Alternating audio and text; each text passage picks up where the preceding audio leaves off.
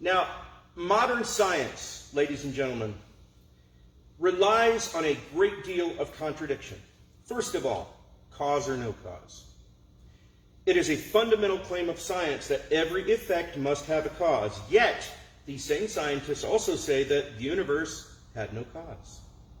Which one is true? Random or not? The concept of Darwinian evolution, one animal becoming another, let's go and define it, depends on random chance. Yet randomness has been shown not to exist. Chaos theory in mathematics shows that true randomness does not exist.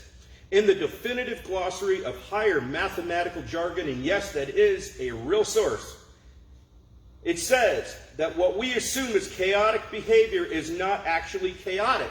It's determined by its own causes, and even tiny changes to its conditions can lead to wildly different outcomes. In other words, as I said, there's no such thing as true chaos or true randomness.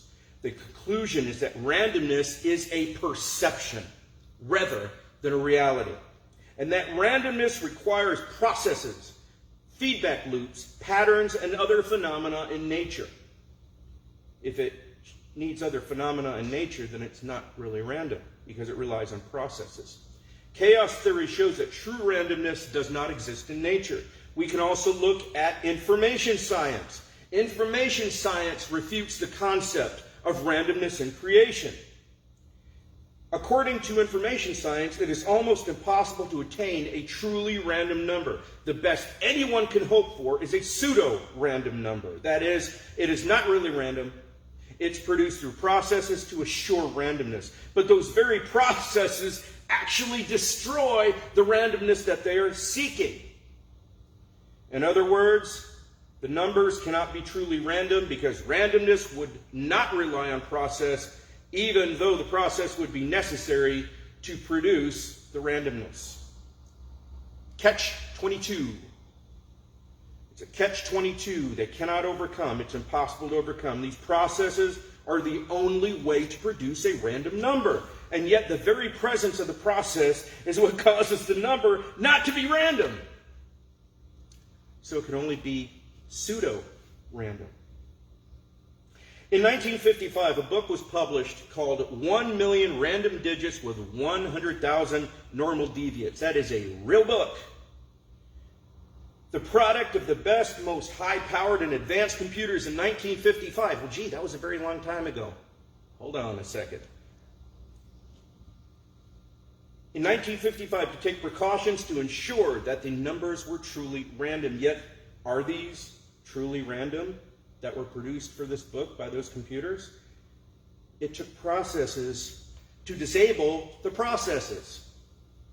And no matter how much we have progressed in computer science to these little high-powered computers, one of which is recording me right now, and you're looking on your, probably either your laptop or your little telephone, that's one of the highest powered computers ever to be in existence,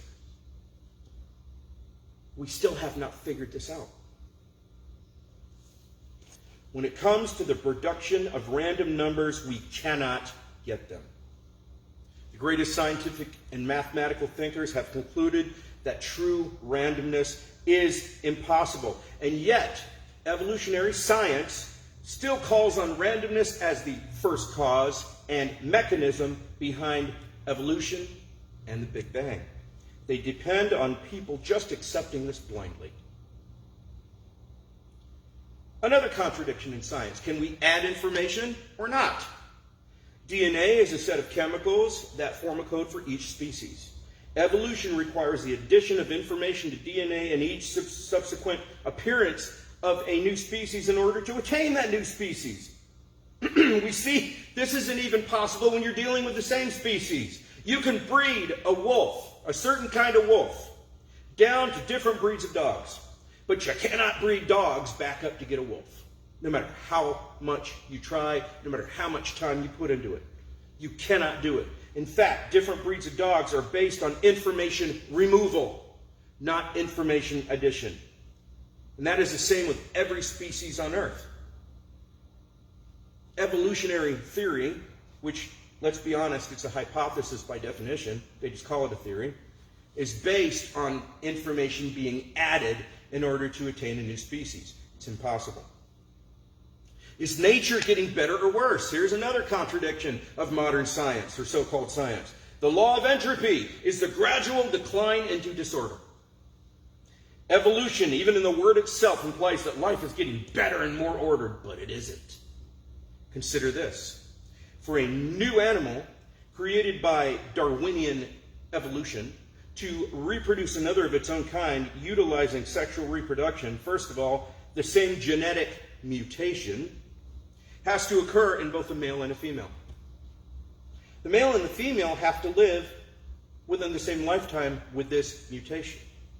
The male and the female have to be in the same geographic area so that they can meet. The chances of evolution are ridiculous. Oh, let's add to the fact that they have to like each other. The chances of evolution are, even scientifically speaking, absurd. It didn't happen. It could not have happened. And yet, they put millions of dollars trying to prove it. And they tell your kids, and they try to tell you from kindergarten through college, that you came from a monkey. Can life come from non-living matter or not? Here's another contradiction of modern science. Before the mid-1800s, scientists believed in what was called spontaneous generation, essentially saying that organisms appeared out of nowhere given the right conditions. Louis Pasteur, you see his name on your milk carton. The pasteurization process says pasteurized. Louis Pasteur proved them wrong in 1864 by showing clearly that life cannot come from non-living matter. This has been proven with such airtight evidence that they call it a law of science. It is called the law of biogenesis. Yet evolutionists will still tell you that life suddenly appeared in what they call primordial soup, and millions of your tax dollars are wasted every single year. Every single year to try to prove what they call abiogenesis. It's a fairy tale. It's a fairy tale that life can come from non-living matter. It's a law saying it can't, and yet they're pouring millions of dollars into trying to prove that it can. And they still tell your kids that, oh, we came out of a primordial soup. Randomly. They say that Christians believe in something, in their estimation, that we have no evidence of, and that Christianity is a fairy tale, while they waste millions of dollars yearly, what could be going to cancer or AIDS research, to try to prove their own fairy tale. They oppose the notion of a creator God that much. That much. Yes, this notion, ladies and gentlemen, is a fairy tale. And yet they say we believe in fairy tales. Life produces life, period. Life in the universe came from life outside of it, period. The life that comes from the source of life, the Lord Jesus Christ. The fact is, ladies and gentlemen, that much of what calls itself science actually contradicts true, known science.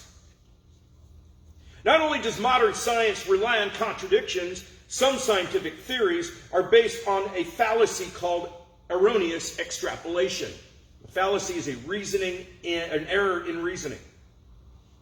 They extrapolate the fact that the universe is expanding. That's true. The universe is expanding.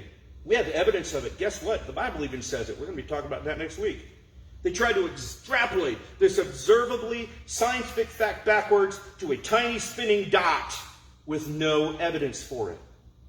In fact, they cannot account for where the energy came from for the dot to spin. It just existed. They cannot account for fluid mechanics. Listen, water can only be crushed beyond a certain point. It can only be condensed to a certain point. It cannot be condensed past that. That is called fluid mechanics. They cannot account for the law of angular momentum. Well, what is that? Well, that states that if something spins off of a source, it's going to spin in the same direction. Yet we have planets that spin backwards, rotate backwards, and even revolve backwards. They're spinning in different directions. We have a planet in our solar system that spins on what we would consider its side. How did that happen? You cannot explain that by a Big Bang cosmology that that a little dot was spinning and then everything broke off of it. It would not be spinning in the same direction. All of the stuff that came off of it would have to spin in the same direction, but it isn't. The universe, essentially the Big Bang is a tiny fizzle. Okay? The universe had a beginning, which is exactly what the Bible tells us. But if you bring this information to their attention, they accuse you of worshiping a God of the gaps. That's what they call it. Oh, well, we don't understand it, so if you point it out and you believe in God, so you clearly believe in the God of the gaps. It's a deflection technique. That's all it is. Okay? It's a deflection technique. And it's an ad hominem argument. It's attacking you, not the fact. And I'm going to tell you something. It's better to accept a God of the gaps than to accept and defend something as fact when the evidence contradicts it. They also extrapolate the fact that rocks can change. They extrapolate this into what they call the rock cycle, which they say operates so slowly we can't see it. Well, wait a minute. I thought science was based on what we can observe. You can't test this. How is it science? Rocks can change, but it's being extrapolated into something else. They extrapolate the fact that species adapt. They say that since species can adapt to their environment through natural and, let's face it, artificial selection, think dog breeds, that means that species came from other species.